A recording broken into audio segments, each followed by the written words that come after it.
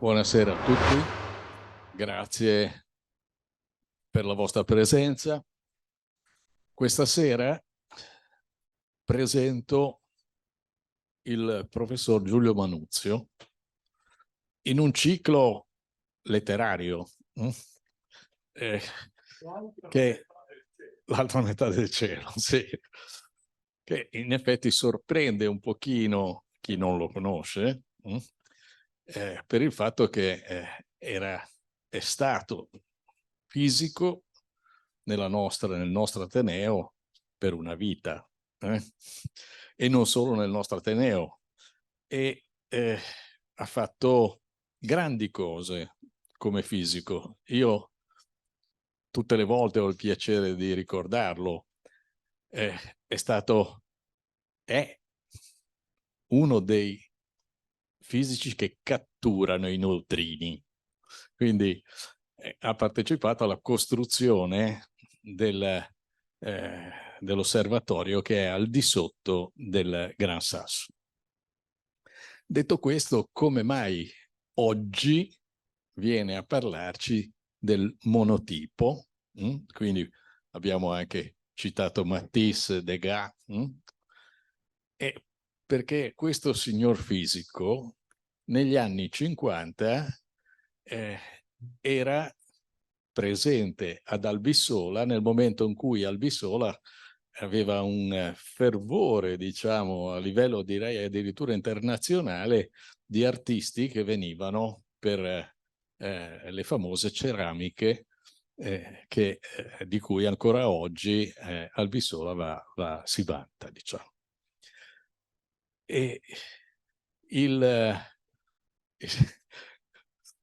è entrato un collega che non vedevamo da un po' di tempo e quindi il nostro sbracciare era indirizzi di saluto, ecco. E da allora ha tralasciato l'arte sino al momento, diciamo, del pensionamento. E da quel momento in poi si è dedicato appunto soprattutto, non esclusivamente, ma soprattutto ai monotipi. Quindi sono ben contento di sentire questa conferenza nella quale mi spiegherai come si fanno, cosa sono. Ok? Grazie e lascio la parola. Grazie. Mi sentite? È così la distanza giusta? Più o meno. Dunque, il colpevole di questa chiacchierata ha dovuto andare via, mi spiace, è il professor Bacicalupo, il quale un giorno, quando io ero qui per regalare agli amici qualche monotipo, mi ha detto: perché non ci fai una conferenza sul monotipo?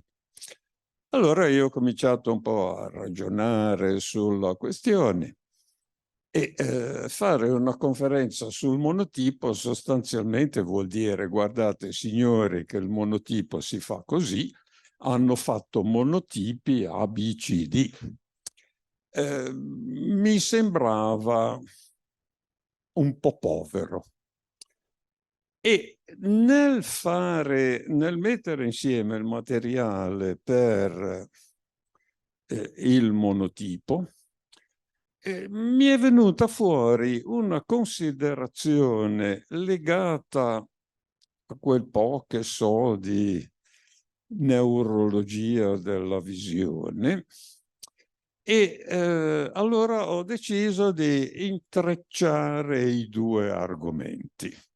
Quindi vi chiedo scusa perché sarà un intreccio vero di qualcosa che riguarda il monotipo, cioè delle discussioni sul monotipo, e di una cosa che ha scritto quel grande uomo che è stato Helmholtz, medico scienziato inglese dell'Ottocento, il quale ha scritto quella cosa che contiene in sé già in luce tutta una serie di ricerche, Chris, Gombrich, la Gestalt e soprattutto una serie di conquiste della neurologia moderna. Qualsiasi immagine bidimensionale statica contiene un'informazione incompleta e di bassa qualità. Per riuscire a ricostruirla mentalmente dobbiamo lavorare all'interno del nostro cervello usando la memoria, eccetera. E soprattutto è un indovinare istruito che coinvolge emozione ed empatia, che, come vedrete, c'entra e come. E allora da questo punto di vista voglio proprio cominciare a parlare dell'occhio, che è la finestra d'ingresso di tutte le immagini che adesso vi mostrerò. È la finestra d'ingresso con cui noi percepiamo una grossa parte del mondo. Si dice spesso che l'occhio è l'equivalente della macchina fotografica, ma è vero così così. Dunque, come nelle macchine fotografiche c'è una lente nella parte anteriore dell'occhio che forma un'immagine sulla parte posteriore. Adesso poi lo vediamo, ma ahimè non è così importante.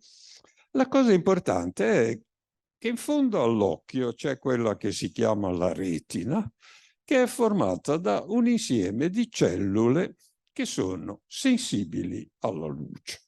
E fin qui il paragone con la macchina fotografica regge.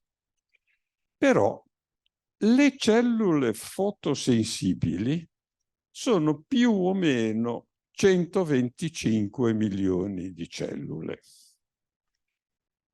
Ora, se noi usassimo tutte quelle 125 milioni di informazioni, avremmo una vista che battiamo tutti i falchetti che da 100 metri vedono la coda del topolino sotto la foglia.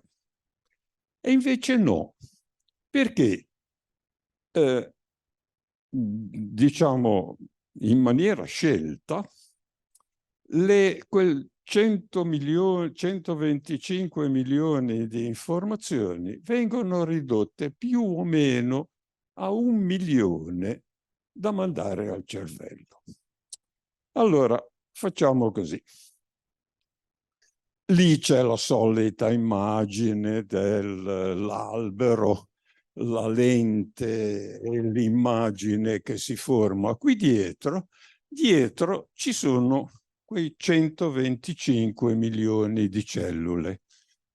E quello che vedete è che lassù in cima c'è un tondino un pochino più scuro a indicare che quello che poi viene mandato al cervello, con un po' di preelaborazione, ma viene mandato al cervello è un'informazione raccolta da tante cellule tutte insieme, con una eccezione. Mamma mia. Con un'eccezione, qui al centro dell'occhio c'è una zonetta che si chiama fovea, dove il mescolamento di informazioni è minore. Il che vuol dire che quando noi guardiamo qualcosa potremo vedere tutto con un grande dettaglio, e invece no. C'è un tondino al centro dove noi possiamo vedere con un po' di dettaglio e tutto il resto è un po' più sfumato. Se volete capire come funziona, ma non è così importante, queste sono le cellule fotosensibili che comunicano con una serie di cellule, le cellule B, che stanno qui e come vedete cominciano a mescolare le informazioni, sono in numero minore, A loro volta, loro comunicano le loro informazioni condensandole qui alle cellule finali, le quali poi si decidono attraverso il nervo ottico a mandare il loro milione di informazioni al cervello. E uno dice, ma Dio del cielo, hai la possibilità di vedere in maniera meravigliosa, perché fai questo escamotage? E il motivo è molto semplice, è che la natura, come al solito, congegna le cose per il massimo di sopravvivenza della specie. La storia è così. Immaginate che io davanti a me abbia un signore particolarmente odioso e antipatico e voglio prenderlo a pugni. Formo il pugno, arretro, vado in avanti. Lui, con un ritardo più o meno di un ventesimo di secondo, vede quello che io sto facendo e ha modo di prendere qualche provvedimento. Ma se invece di elaborare 1.000.000 di informazioni dovesse elaborare 125 milioni di informazioni, lui si prenderebbe il pugno senza accorgersi che io ho fatto il pugno, mi sono spostato, ho fatto tutto quello che dovevo fare. Quindi la riduzione è una maniera di contemperare l'esigenza di vedere chiaro e di vedere rapidamente. Allora perché c'è il buco al centro? Perché c'è la fovea? Perché se uno ha tempo può girare l'occhio e mettere sulla fovea i particolari di una immagine in modo da esplorarla. Facciamo un esperimento. Adesso vi faccio vedere 2 quadri. Il primo è questo. Sono sicuro che la totalità di voi ha detto un Van Gogh. Non avete bisogno, non avete avuto bisogno di un'analisi approfondita. Avete visto la cifra stilistica e avete detto è un Van Gogh. Vi è bastato riconoscere quello che voi stavate guardando. Guardiamo un altro quadro. Guardiamo il Tondodoni di Michelangelo. E beh, qui la situazione è un pochino più complicata. Intanto c'è una cornice e c'è il quadro. La cornice è molto bella, l'ha fatta Michelangelo, pare, sì, l'ha disegnata. Se voi guardate, dentro la cornice ci sono 5 visi. Guardatene uno. E sicuramente mentre lo state guardando, gli altri 4 non li vedete. Non potete vedere contemporaneamente uno o l'altro. E se voi decidete di guardarne un altro, vi renderete conto che state muovendo l'occhio per portare l'immagine dell'altro sulla fovea. Guardiamo il quadro. Guardato in generale il quadro, che cos'è? Il quadro è una bella famigliola in una giornata di primavera, direi, a vedere il cielo e il prato, in una situazione felice. Ma subito dopo cominciano un po' di cose, chiamiamole leggermente inquietanti, quegli energumeni là in fondo che ci stanno a fare. E allora viene voglia di guardarli. Guardate quelli di sinistra, mentre guardate quelli di sinistra, quelli di destra non li apprezzate in nessuna maniera. C'è quel bambinello laggiù dietro un muretto che non si capisce bene cosa faccia. San Giovanni siamo tutti d'accordo, ma per chi lo guarda senza pensare all'aspetto religioso è un elemento un po' strano. Poi, diciamo, uno può continuare a esplorare l'immagine. Uno, per esempio, può vedere quei colori vivacissimi dei vestiti della Madonna, quelli che fanno dire che Michelangelo è stato un precursore del manierismo. E poi, diciamo, uno può smettere di guardare i particolari e riguardare tutto in generale e cercare di tirare un po' le conclusioni. Le conclusioni sono che è una bella immagine, ma con qualche elemento di inquietudine, e ce n'è uno in particolare che è strano, ed è il fatto che se voi guardate bene dal punto di vista prospettico, è come se gli energumeni fossero laggiù in fondo, e io fossi in piedi. Ma se io fossi in piedi, la famigliola sarebbe lì sotto. Mentre invece la famigliola è disegnata come se noi fossimo leggermente sotto la famigliola. È uno sbaglio di prospettiva voluto da Michelangelo, e ci vorranno 330 anni perché Cézanne ricominci a fare quei giochi. Ma anche questo è un elemento che in qualche maniera interferisce sulle sensazioni, sulle emozioni che quel quadro ci può dare.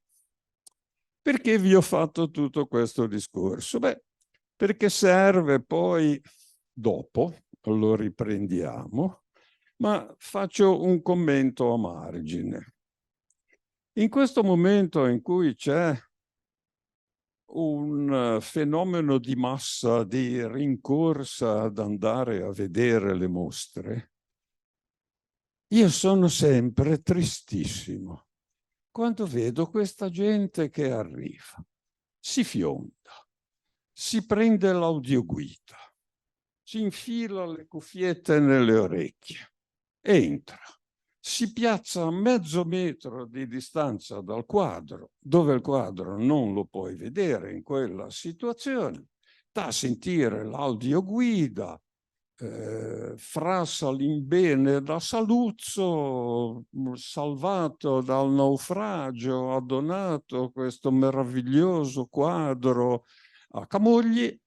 E il quadro è un quadro importantissimo nella storia dell'arte perché per la prima volta rappresenta San Nicola Abate a testa in giù, mettiamola così.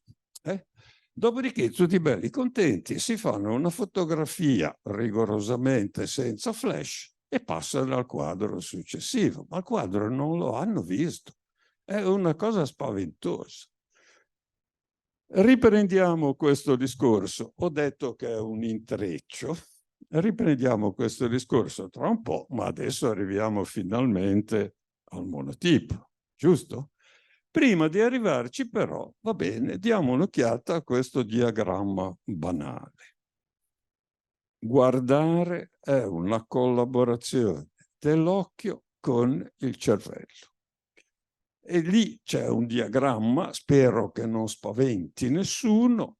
L'occhio manda informazioni al cervello, ma il cervello agisce sulla muscolatura dell'occhio dicendo guardami questo, guardami quello, guardami quell'altro, e il gioco è un gioco che continua. Come vedremo tra un po', i giochi sono due, ma questo è uno dei due. Allora, cos'è il monotipo? Nella vita normale ci sono delle persone che passano attraverso la loro esistenza come persone conosciute, persone note, persone simpatiche. Poi invece ci sono delle personcine un po' nascoste, un po' sfigate, diciamo, e che passano abbastanza inosservate. Direi che il monotipo è appartiene alla seconda categoria. Appartiene alla seconda categoria per due motivi, per quattro motivi, due meno seri e due seri. I due meno seri sono: il nome non è granché, è stato inventato in America, monotype, sarebbe monostampa, ma direi che tra monostampa e monotype, monotipo, meglio monotipo. Il secondo motivo per cui, diciamo, è un po' strano, è che il monotipo è una stampa fatta con i vecchi metodi con cui dal 500 fino all'800 sono state prodotte stampe, il quale è quindi qualcosa che utilizza i metodi con cui si possono riprodurre in serie tanti esemplari identici, e lui ne può fare uno e non più di uno, monostampa. È un po' un ossimoro, se volete. Ecco, io lo considero così. Ma i due guai seri che lui ha è che nelle mostre in cui vengono esposti i dipinti, dice: tu sei una stampa, non ti vogliamo. Nelle mostre in cui invece vengono esposte le stampe, dice: sì, ma le stampe sono quelle fatte con un'incisione, fuori dai piedi. E nei concorsi ufficiali con giuria il monotipo è sempre escluso. Ma come è fatto? Come si fa a fare un monotipo? Vi devo dire come si fa a fare una stampa, che poi è abbastanza banale. Per fare una stampa ci vogliono quattro cose. La carta. La carta è molto importante perché il risultato finale dipende dalla carta, così come il secondo elemento, l'inchiostro. In passato c'erano formule magiche, c'era di tutto che, diciamo, per tramandare di padre in figlio il modo di fare gli inchiostri. Oggi ci sono i tubetti. La terza cosa che serve è un'incisione. Cos'è un'incisione? Beh, i normali timbri sono già delle incisioni, superfici piane con degli scavi che, se uno mette dell'inchiostro sulla parte superiore e poi lo preme contro un foglio di carta, resta solo il nero della parte superiore. È esattamente il principio delle prime stampe, che si chiama xilografia, perché invece di usare la gomma dei timbri usa del legno. Poi, diciamo, dopo ne sono state inventate di tutti i colori. Lì a sinistra voi vedete una matrice da acquaforte, che è un piano di metallo su cui chimicamente sono state scavate dei solchetti. A destra c'è un particolare: tutte quelle cose nere che voi vedete sono dei solchi. Se uno riesce, non mi chiedete come, a riempire quei solchi di inchiostro, poi può prendere la matrice, la carta e pressarli uno contro l'altro. Per pressarli c'è il quarto elemento, che è il torchio calcografico. Non entro nelle cose, ce n'è uno serio a sinistra, uno un po' più dilettantesco a destra, ma premendo contro carta e matrice, la carta va in qualche modo a infilarsi nei buchi e a raccogliere l'inchiostro che è dentro quelli. E il ciclo può essere ripetuto molte volte. Come funziona il monotipo? Ecco, le matrici per monotipo sono dei piani, come potrebbe essere questo piano di vetro, completamente lisci. Lì c'è un pezzo di plastica su cui ci sono spremuti direttamente da tubetto un po' di blu, un po' di giallo, un po' di sanguigna e direi basta. A questo punto sul piano uno per esempio può con una spatola come vuole tirare un po' quei colori in modo da strusciarli sul piano e farne uno spessore abbastanza modesto. A questo punto uno prende quell'oggetto, lo schiaccia contro la carta, lo passa sotto il torchio calcografico esattamente come si fa per la stampa e ottiene un risultato. Il risultato può piacere, può non piacere, quello non ha niente di speciale, era solo una prova per illustrare il principio, ma diciamo questo è il monotipo, un oggetto fatto a stampa con una matrice su cui non è inciso nulla, su cui uno ha distribuito in qualche modo dei colori. Nell'Ottocento c'erano molte signore che usavano gli acquarelli distribuiti su piani di vetro. E quello era un modo con cui si potevano fare queste cose. E il problema è che naturalmente dopo la stampa, sulla lastra, restano solo dei residui di colori. E a questo punto uno pulisce la lastra e quello è un esemplare unico. Come vedete, la tecnica è estremamente semplice. Uno dice, vabbè, ci hai spiegato che è uno sfigato. Ci hai spiegato che, diciamo, si fa in questo modo con esemplare unico, e allora perché mai fare dei monotipi? Vi posso dare due risposte. La prima è, si suppone che un artista sia un creativo. Se trova un metodo per fare qualcosa di creativo che gli piace, non si vede perché non farlo. E questa, se volete, è la prima risposta.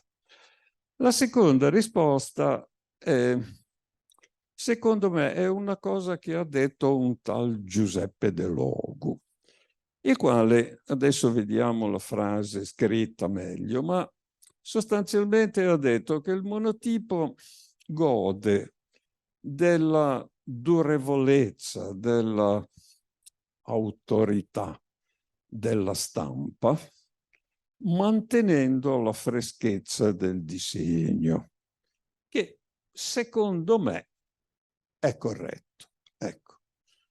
Lì potete vedere la frase che vi ho appena citato e finalmente il primo monotipo. E spero che vi piaccia. A me piace molto, perché questa figura che emerge così un po' dallo sfumato, dolcissima, eccetera, io la trovo particolarmente affascinante. Bene, spero che sia chiaro come si fa un monotipo e più o meno cosa si può fare con quello. Chi è che ha inventato il monotipo? Adesso facciamo un po' di storia del monotipo. Chi è che l'ha inventato? Un genovese. Benedetto Castiglione, detto il Grecchetto, credo che lo conosciamo tutti. Quando io passo da via San Luca, mi infilo sempre in San Luca a vedermi tutta la chiesa, ma anche il Grecchetto che c'è. E questo era uno che sapeva veramente disegnare. Ha fatto delle cose bellissime. Quelle sono delle incisioni, delle acque forti. Ve ne faccio vedere altre due di acque forti. Io non so se qualcuna di quelle testine che sono a sinistra l'avete mai vista dal vivo. Ne è comparsa una a Palazzo della Meridiana un anno fa più o meno, e sono delle cose di una bellezza strepitosa. Cosa ha fatto il Grecchetto? Ecco, qui c'è un suo monotipo visto in grande. Beh, immaginate di avere su un piano liscio dell'inchiostro nero depositato in modo uniforme e poi di essere bravi a disegnare e di avere uno stecchino in mano. Allora, voi potete cominciare a tirar via con lo stecchino il nero da dov'è e sotto compare la lastra chiara. Dopodiché, se siete bravi a stampare e avete stampato bene, poi vi stampate quell'oggetto e viene fuori un monotipo. Io credo che lui, per caso, una volta avesse una lastra, le lastre da acqueforti prima, mentre vengono preparate, vengono ricoperte di nero in modo uniforme, e credo che lui abbia giocato e abbia inventato il monotipo. Ecco, io quel Cristo lì lo trovo veramente avvincente, e quello, se ci guardate bene, è fatto con la tecnica di cui parlavo prima. Vi faccio vedere ancora un po' di immagini. Questa è sempre fatta col bastoncino o coi bastoncini. Quella è un pochino più complessa perché, diciamo, naturalmente il monotipo si può fare portando via del nero, come vi ho detto prima, o aggiungendo del nero. Si può fare per sottrazione o per addizione. Quella è una cosa, spero che si veda bene, che per me è molto bella, ed è fatta con l'insieme delle due tecniche. Vado avanti. Dopo il Grecchetto, che ha fatto l'invenzione, c'è stato un lungo periodo, quasi 200 anni, anzi 200 anni buoni, in cui di monotipi ne sono stati fatti pochi. Potrei annoiarvi citandoli tutti, ma a parte, diciamo, Hercule Séguer, che anche lui, in modo un po' strano, ma ha fatto degli ottimi monotipi, direi che l'unico che vorrei veramente citare è William Blake, 1700.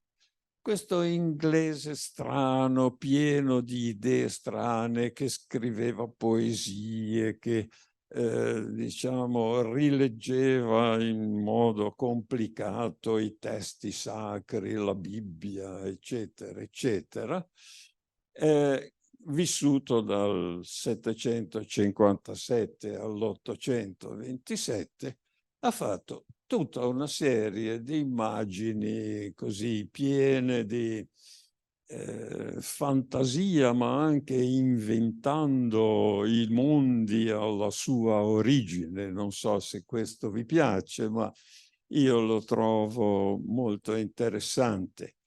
E questo Dio che crea volando, e quest'altra immagine di angeli che volano, faceva parte del suo modo di concepire l'arte e concepire il modo di creare delle figure interessanti.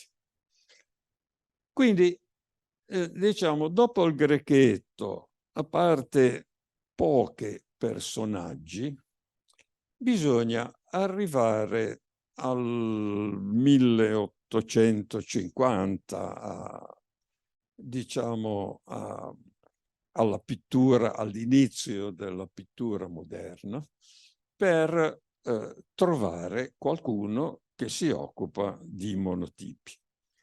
Secondo me esiste un motivo molto chiaro per cui è così, e il motivo molto chiaro è che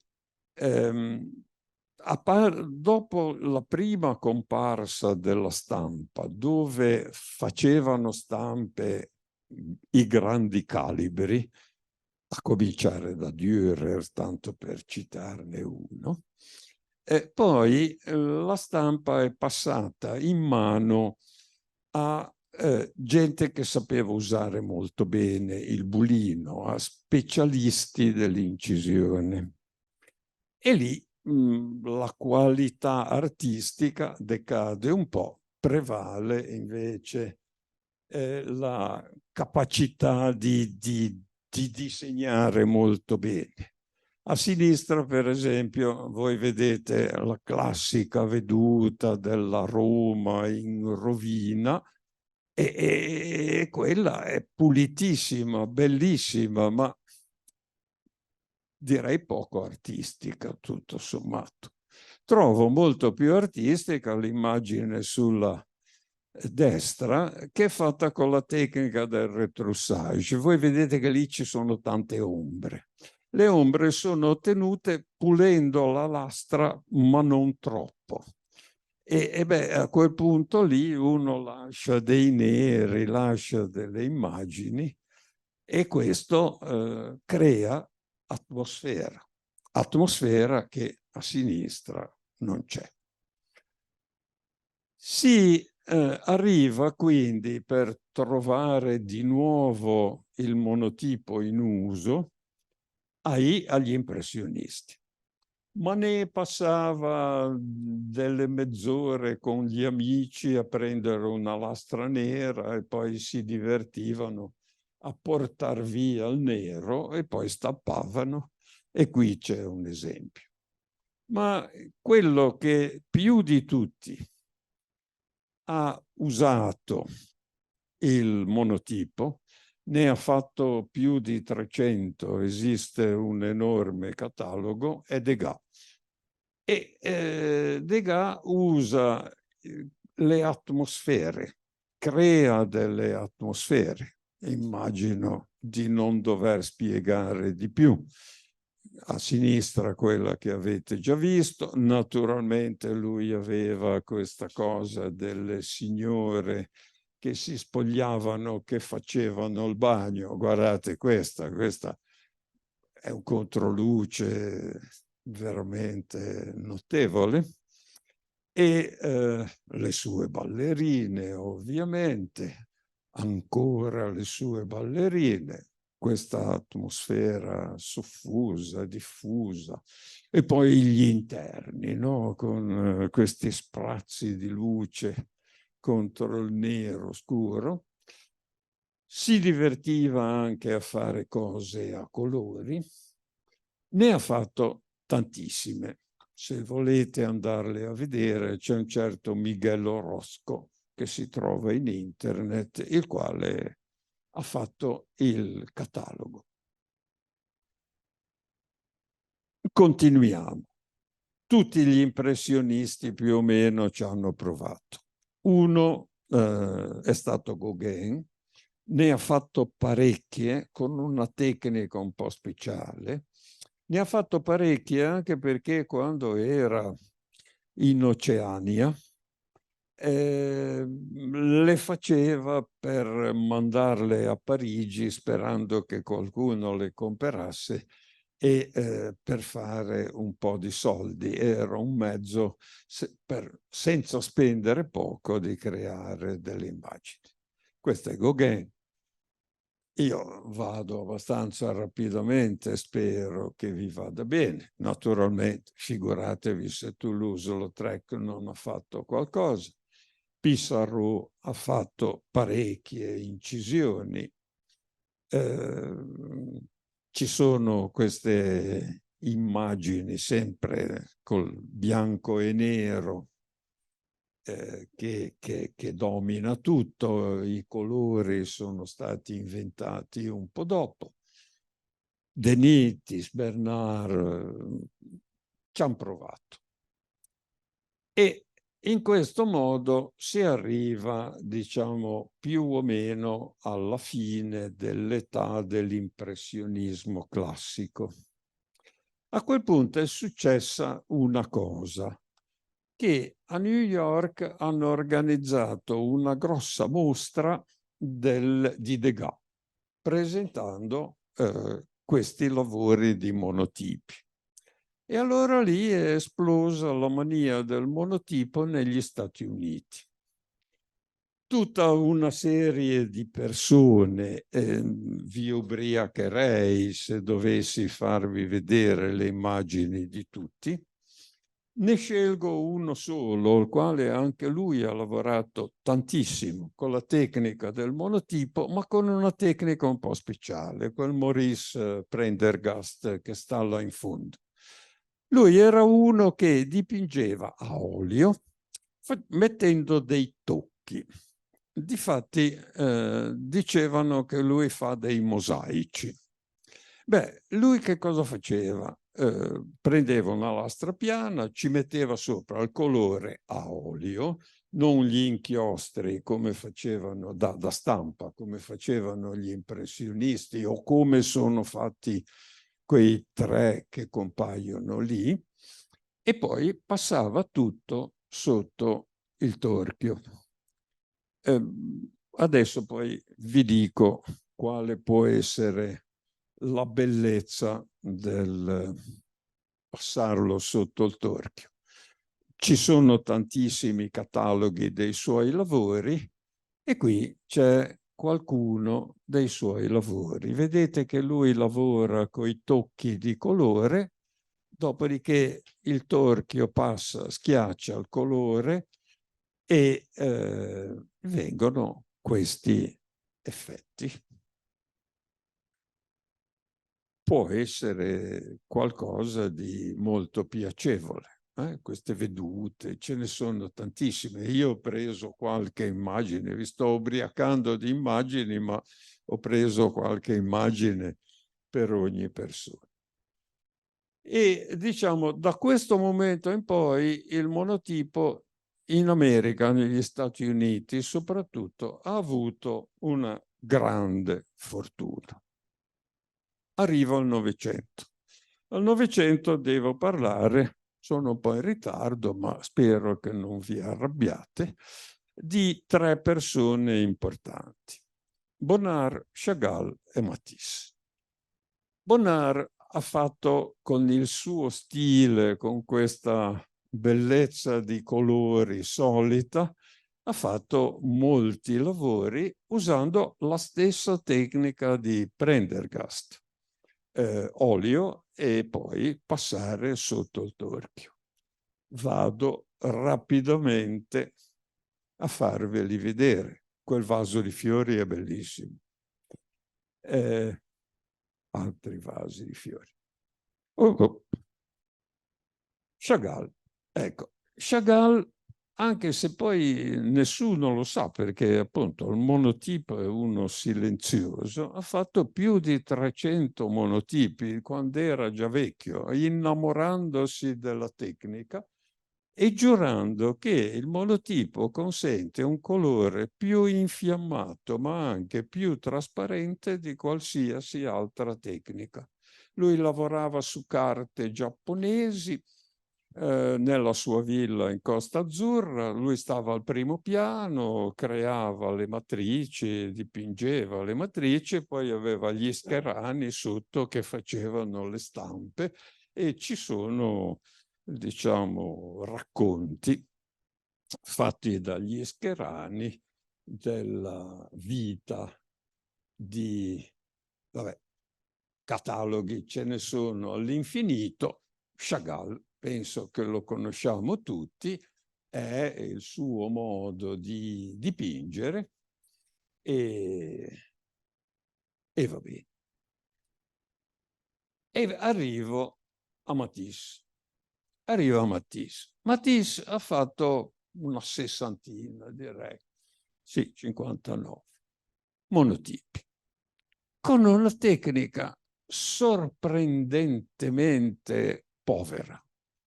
Matrice nera, stecchino e disegnare. Però, accidenti, guardate un po' quel disegno, guardate un po' questi altri, guardate questi. Le solite donne nude, questo beh.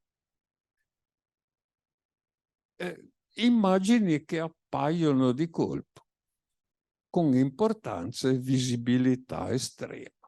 È vero, perché pum, vengono fuori.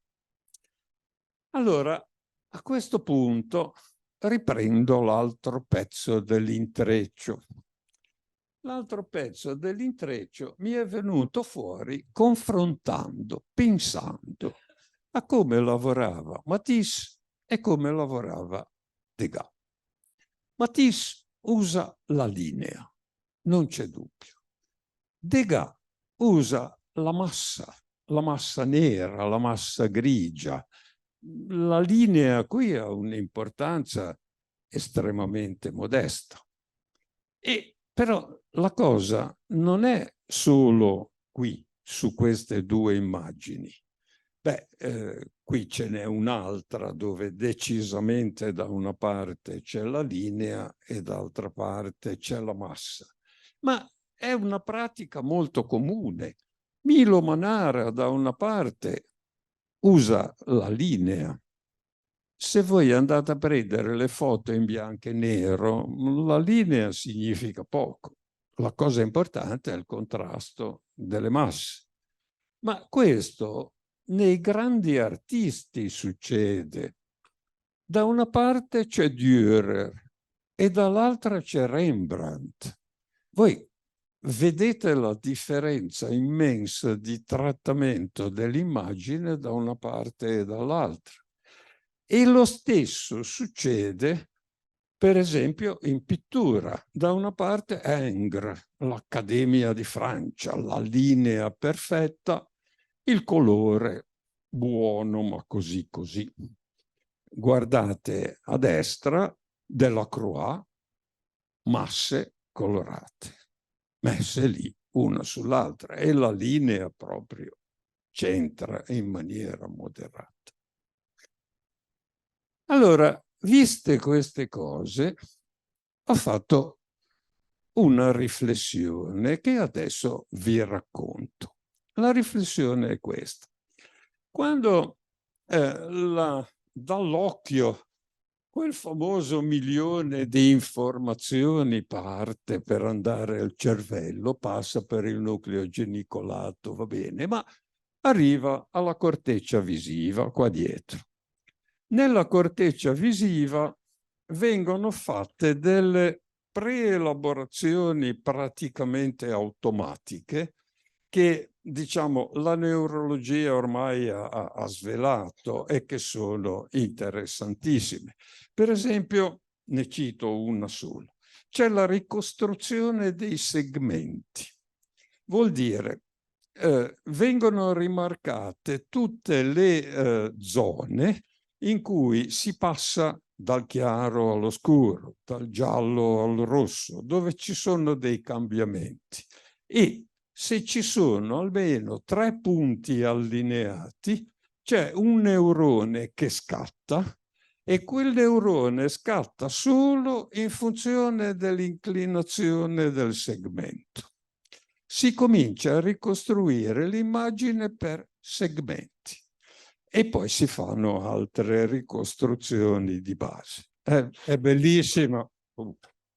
È bellissima se uno se la va a studiare. Ma quello che volevo dirvi è che subito dopo, da V1, le informazioni vengono divise per 2 strate. Una si chiama la via del cosa e l'altra la via del dove. La via del cosa guarda i colori, le forme e i visi. È importantissimo riconoscere i visi delle persone, ma qui c'è un'elaborazione semiautomatica sul tipo di viso. È un viso o non lo è?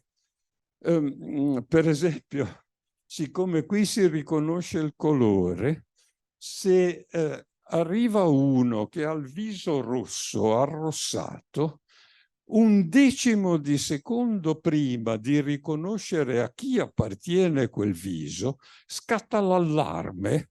Uno immette dei neuroormoni nel cervello per dire attento che quello c'ha il viso rosso, perché uno che ha il viso rosso può essere uno un po' incavolato e tu devi stare attento.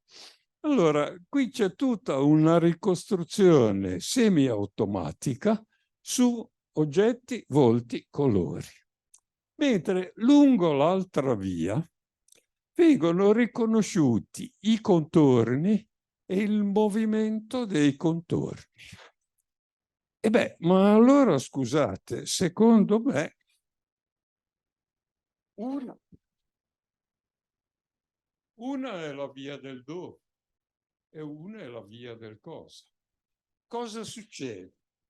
Succede che l'artista produce un'immagine la quale passa facilmente attraverso una delle due vie e raggiunge lo stadio di riconoscimento, cioè di soddisfazione per aver fatto il riconoscimento, senza dover mediare tra quello che dice una via e quello che dice l'altra via. Sono immagini relativamente semplici che arrivano dritte dove vogliono arrivare, ma perché semplificano in qualche modo. Può darsi che vi piaccia, può darsi che non vi piaccia, ma a questo punto, visto che abbiamo cominciato, e direi che dovremmo finire abbastanza rapidamente, chiedo scusa, torniamo a Helmholtz. Il riconoscimento di un'immagine di cui stiamo parlando, o sia chiaro che io mi sono limitato a queste due vie. Potrei farvi vedere immagini delle vie che portano poi alla corteccia frontale dove avviene il riconoscimento vero, ma quello ve lo risparmio.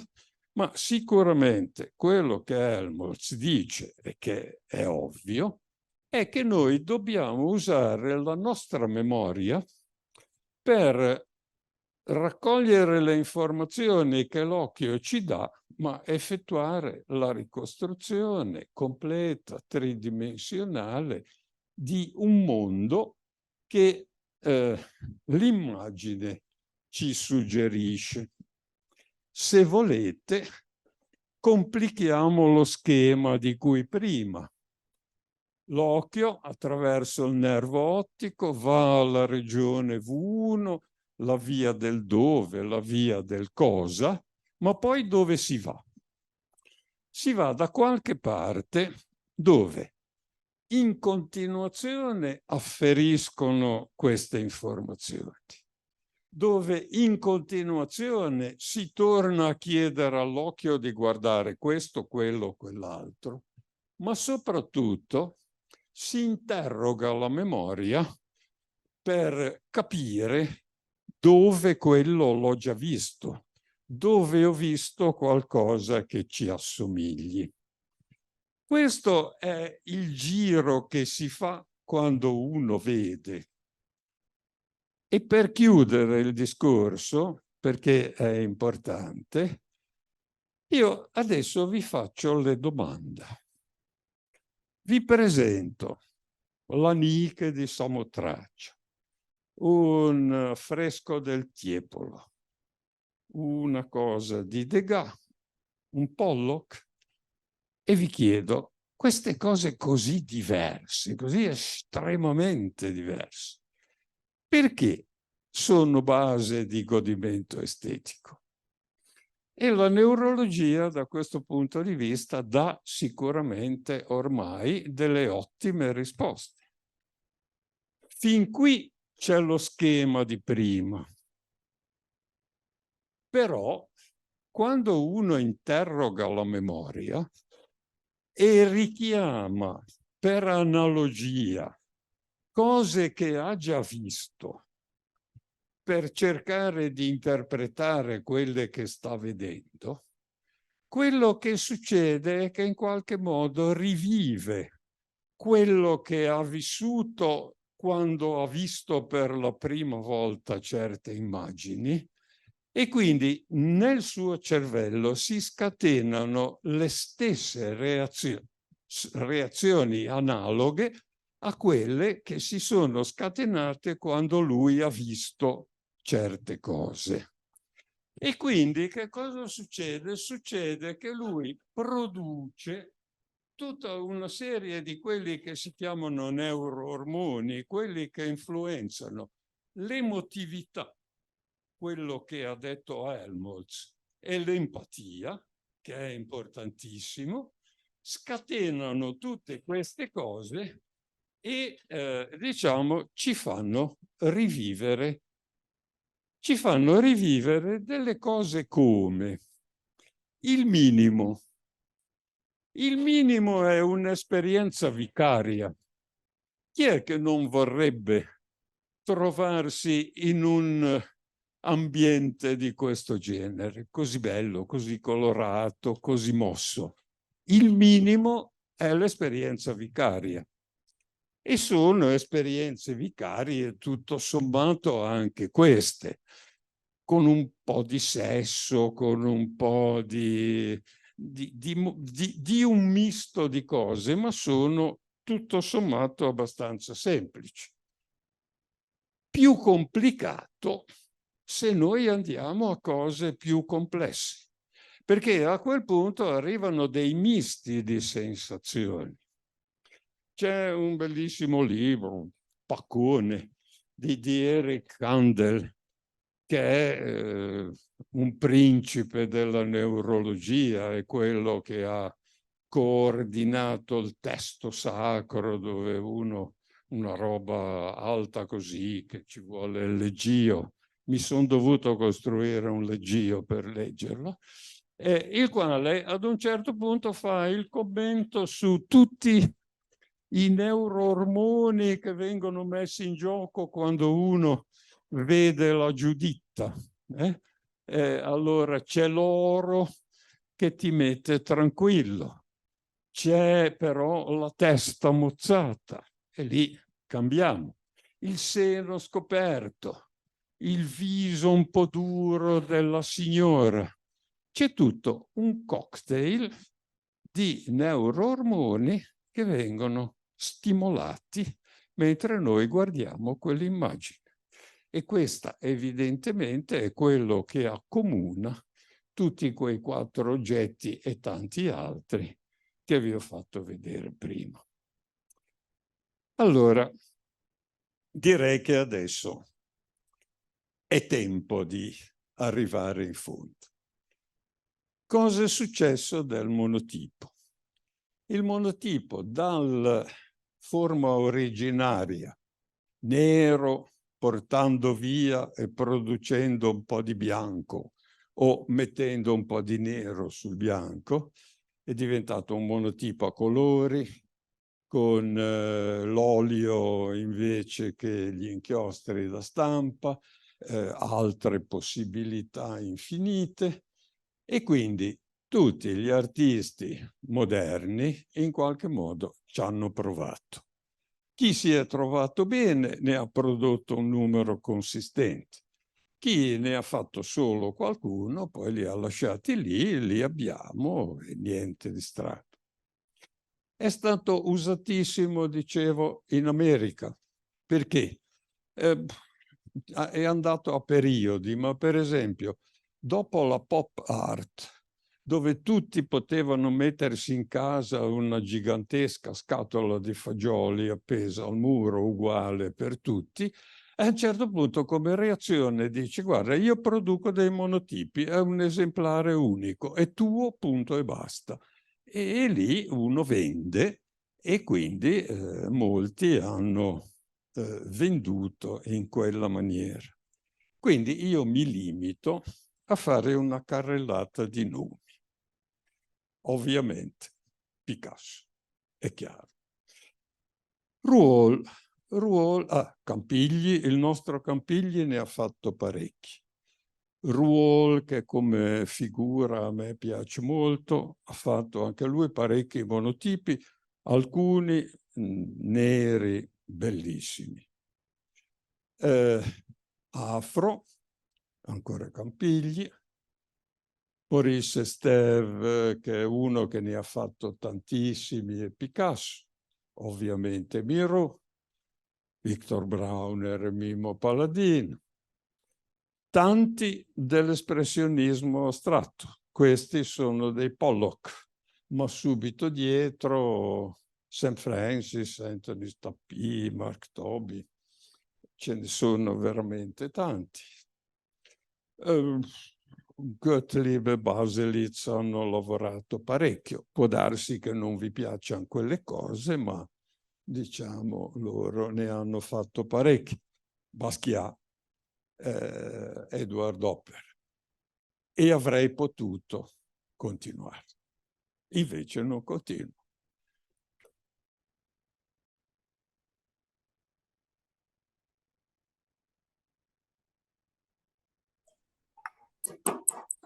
Grazie, grazie, grazie. Chiedo se avete delle domande da rivolgere al professore. Delle curiosità, qualcosa. Allora, se volete vedere dei monotipi, grazie al qui presente, fate un giro nell'Accademia, ci ha donato una serie molto bella di monotipi che ha prodotto lui. Quindi ben volentieri, se volete fare 2 giri, vedrete molto colorati e molto belli.